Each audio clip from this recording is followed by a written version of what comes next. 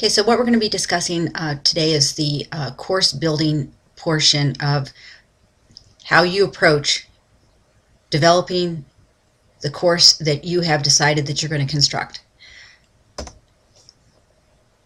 You first have to have an outline, and we discussed this 2 weeks ago in our last class about the outline. Initially, I thought that I would have you deliver or submit an outline, but I determined that I want to spend a little more time with you on the outline, and I thought it was more important for you to look at the instructional design model that you wanted to use and to come up, with your summary. So we will discuss the outline in more depth, but I thought this would be a good precursor to our discussion that we'll have about the outline. So you need to you'll have an outline that you're going to develop that will match each course component that you have within your module. You'll have associated dates, you'll have lecture materials, if there are labs, or the labs could also include the virtual times that you might be requiring your students to meet. So we can use the labs in other ways, but they don't necessarily have to be related to a science content. Of course, your assignments will be in there, and any corresponding items that are going to be part of the course. The corresponding items could be any of the enhancements, such as videos, websites. They could be reading, the assigned reading like their text, or could be articles. So corresponding items really is a big umbrella that's going to envelop many items within your course. And again, I'm not asking you to construct the outline before our class on Thursday. I'm just asking you to think about it in that big picture, because now that you should have determined an instructional design model that you're going to use, we can begin the course building aspect, and then that'll allow us to move forward. Okay, so before we can start constructing your actual course, we have to look at the design plan. So you looked at an instructional design model, and the design plan begins with the statement of the problem, the condition, criteria, and symptoms of the problem. In our last class, we discussed this, and I said that this is typically part of someone proposing a new model to the school or school district, something that hasn't been proposed before. I'm not asking you to specifically be wedded to each one of those criteria. What I would say is that you should just begin with a statement that says, what is your instructional design? Maybe it's the demographics of your population, of the students that's going to be meeting. Maybe it's the summary of the type of model you are developing. So it's like, for example, if you were going to be doing one on media, this is a multimedia course module, you would talk about kind of an overview of exactly what the students might be doing. You also need your introduction to your school. That's the background, the conceptual framework, and I think you guys all know how to access that information. That those are typically going to be available on your school district's website. So I don't think that anybody should have any problems with finding what their introduction is to their school, and then being able to use that in their design plan. Make sure that if you're going to take a direct quote from your school, you do want to cite it properly. The syllabus is the next piece of the course building. It's actually the first piece after the outline is done, because you don't want to start developing content and not have a syllabus that drives all of the content, which is the assignments and the timelines of different things. The syllabus is really the vehicle that sets the direction and serves as a contract for you and your students. What I found to be really successful in the 2 online courses that I teach is that as the first task that the students do in my course is to access the syllabus, to read the syllabus, to then send me an email that says they read it, they understood it, they have no issues with what is being asked of them, and they will comply with the terms and conditions. It comes as in the form of a contract when you start discussing it in those terms. And I think that's important that the students know that there is a contract between you and them. And so by framing it that way, then they take ownership of what they're being asked to do. So I would strongly suggest that you build a component similar to that, and that should be the first task that your students should do when they access your course. So of course the syllabus, as you know, defines the objectives. That's what will your learners be able to do. You're looking at pedagogical strategies. You've already looked at the design models. That's what we've been doing this past couple weeks. Then you look at how you're going to design the learning activities. Remember that the learning activities have to assume almost every piece that you would normally be able to adjust in a typical face-to-face classroom.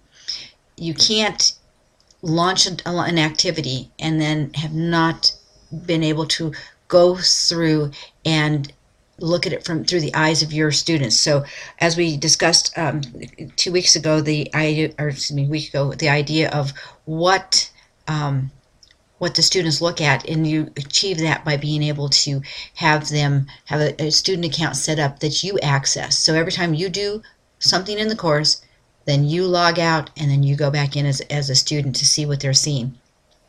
It's quite an eye-opening experience because we don't really know what it looks like until we see it. And I think that for me, again, as I shared that one story with you, I think that was probably for me the biggest moment I had, realizing that I was making assumptions that my students were seeing things in a specific way, and in reality it was totally different. So make certain that you set up a student account and so that you're able to see what they see. You need to make sure that you also provide guidance to achieve instructional goals.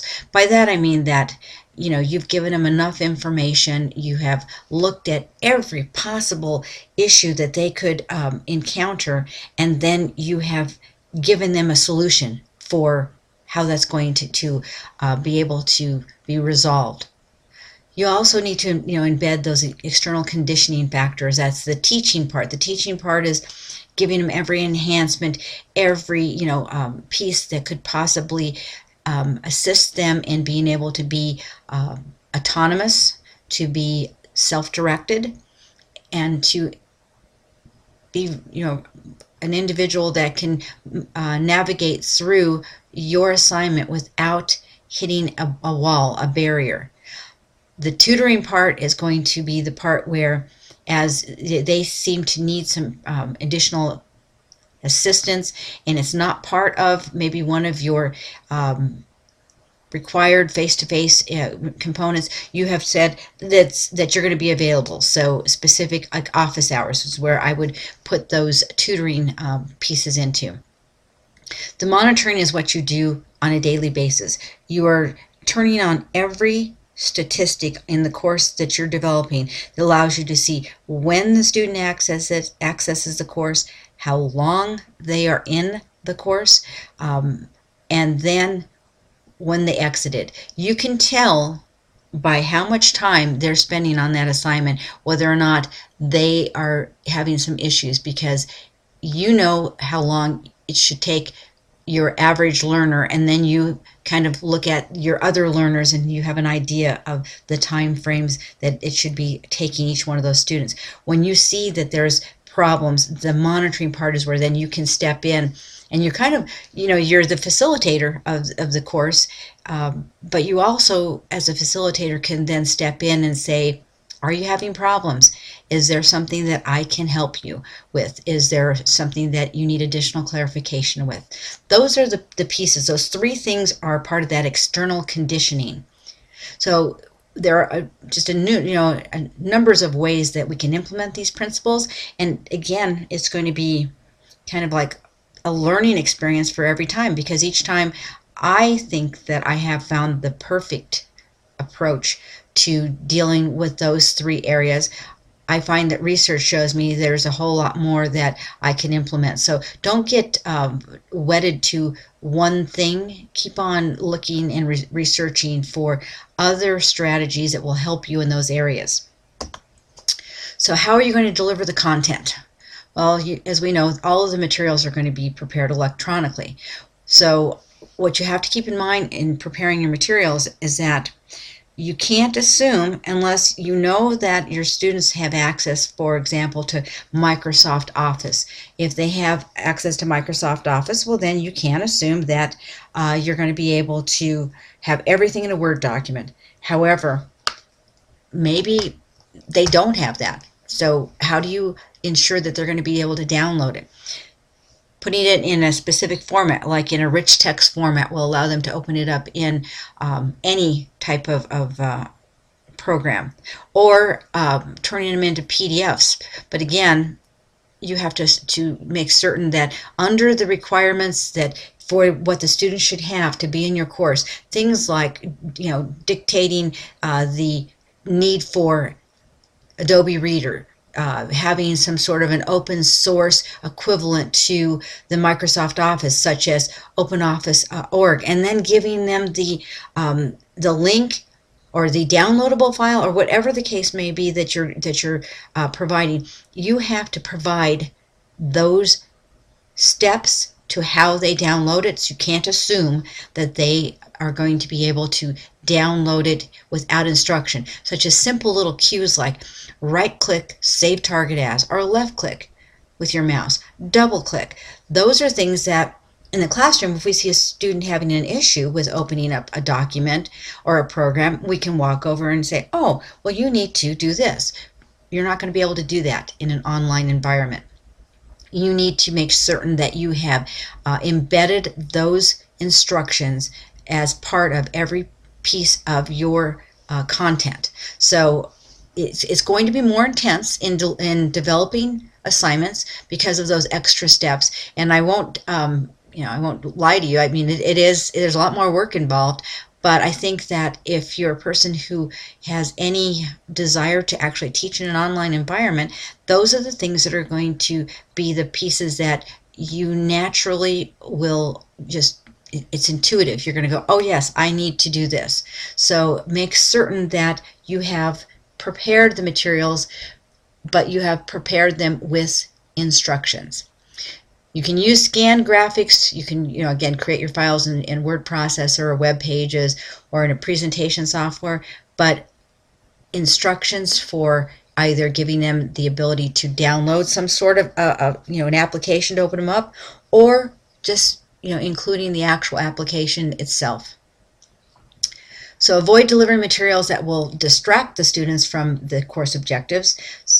Again, that's that part where I just mentioned the fact that if they are unable to open up a document because they either don't have, again, Adobe Reader we think is pretty common, but I have had many students that do not have that on their computers, and I've had to supply the executable file in the assignment link and then instructions on how to download it and then open up the document. So those are distractions that will totally make it so the students get so flustered and frustrated. You don't want them to have any issues in just opening some document. So account for all those things. And then avoid the irrelevant information. See, there's two extremes. We either don't give them enough, or we give them too much, and then the analogy of you not seeing the forest for the trees is really applicable. So don't add too much irrelevant information, but add enough that you have accounted for the pieces that you could do in the classroom, and you could account for those things. So your course skeleton should have basically the major components, which is the organizational structure. When I say that, I'm talking about you'll have your announcements page, which is going to be the entry point for your course. You should have a faculty information tab, which should have your name, how they can access you, the preferred method of communication, whether it's voicemail, email, text messaging, and I know a lot of teachers are reluctant to give their cell phone numbers to their students, but there are services like through Google that you can use their phone structure, and then they're able to just give a number that is not your cell phone number, but the students can contact you that way, but they never see your number. So you have to give them alternatives to be able to get in touch with you. Additional to the course structure would be some sort of course information tab which would hold the syllabus, the grading policies, those types of things. You don't want to create so many tabs that they have to navigate through each one. You can group things together. Like I said, with the course information, you could put syllabus and grading policies together. The course documents could be just generic supplementary materials. Like for example, if they're going to be doing some sort of language arts, and you want them to have specific guidelines and to how to write their information up. It could be like what you do in college, where we tell you it has to be an APA, providing them a link to the proper way to cite things. So you can use a course documents folder to just be kind of the overall documents that they're going to use almost on every assignment. You'll have the assignments area. Now in the assignments area, you don't want to launch every single assignment, put them in there. You need to only put the ones that are active. You can put them in, but you don't want to make them available till the time. And that's the one thing I think that is really important, is make sure that you have turned on the right I guess cues, if you will, for those assignments. And of course you can have folders, but make sure that the folders are relevant to the course structure, and then again aren't going to be causing issues with the student navigating through this course skeleton. We talked about the needs assessment, and I told you don't have to do the needs assessment because this isn't something that applies to you guys, but I do believe that it's necessary for you to understand that should you be doing something that would be new, and you're developing a proposal to present to your school or to the district, that you would know what type of needs assessment model would be applicable to you, your district, and to the school. So the discrepancy-based needs assessment, the problem-finding, problem-solving model, and the innovation model. According to Smith and Reagan, which they wrote what I consider to be one of the best instructional design textbooks, that they call us clever investigators, because when we do a needs assessment, we are really investigating a lot of different aspects of the solutions and the problems to be able to come up with the rationale for why we believe that we need to launch this. It's substantiating the need for the instruction, and it's describing the environment that the learning is going to take place. So discrepancy-based model, you have to list the goals of the instructional system.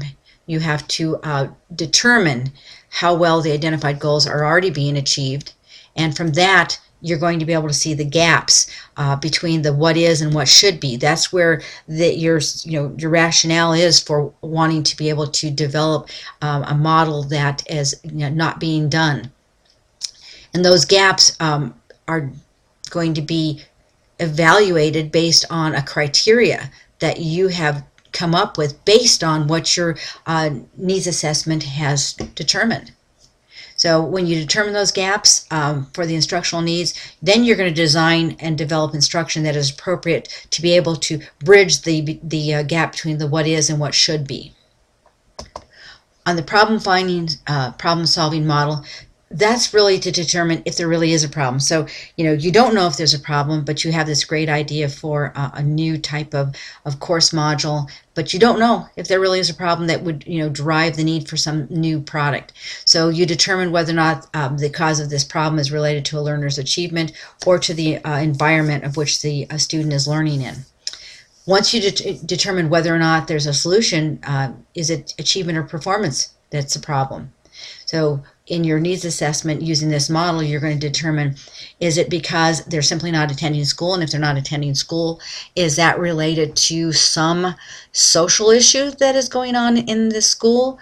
Or is it a achievement problem, and maybe it's related to the way that they learn, the speed at which they learn, and whether or not the needs of this student are being met in that particular class. So those two are, very different from one another. Achievement or performance is different, so you need to determine that.